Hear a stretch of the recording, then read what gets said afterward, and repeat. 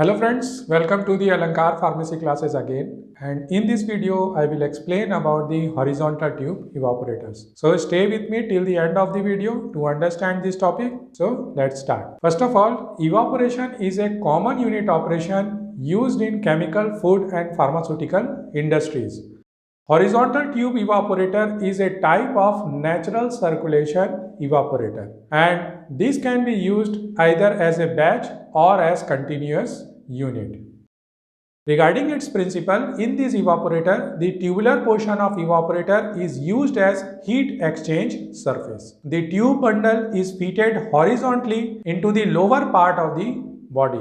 The steam is supplied in the tubular portion. The liquid or feed is heated by heat transfer from steam. Vapors are removed from top and liquid concentrate is obtained from bottom of evaporator. Remember, the horizontal tube evaporator is the only type of chemical evaporator in which heating medium is inside the tubes. And now regarding its construction, as you can see in this figure, it consists of a large cylindrical body, conical or dome-shaped top or bottom. It is usually made from steel or cast iron. The diameter is in range 1 to 3.5 meter and height is 2.5 to 4 meter. The steam compartment consists of 6 to 8 tubes and is about half of the body of evaporator. The diameter of these tubes is usually 2 to 3 inches. The tube may be constructed by using stainless steel, aluminum, nickel, carbon, lead cover copper or special bronze.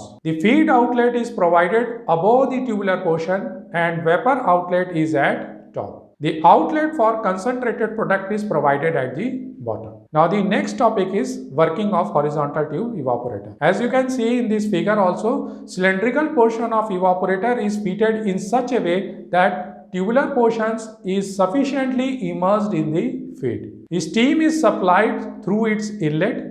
Steam is allowed to flow inside these tubes and liquid flows outside. So in this way, tubes receives heat from steam and conduct it to the liquid, and in this way evaporation starts. The solvent evaporates, vapors are removed from the top, concentrated product collected from bottom, steam condensate and uncondensed part of the steam is removed from their respective valves. Now regarding its uses, these horizontal tube evaporators are used for formation of sugar syrup, for concentration of phosphoric acid and zinc chloride. These evaporators are basically best suited for non-viscous solutions that do not deposit scales or crystals on evaporation. For example, cascara extract.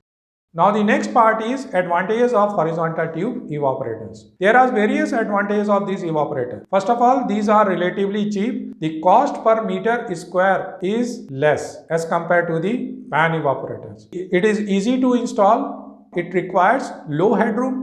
It is suitable for handling liquors that do not crystallize, and it can be used either for a batch as well as for continuous process. There is a easy removal of heating surface. The construction is very simple and high efficiency, and there is a possibility of working at very high temperature also.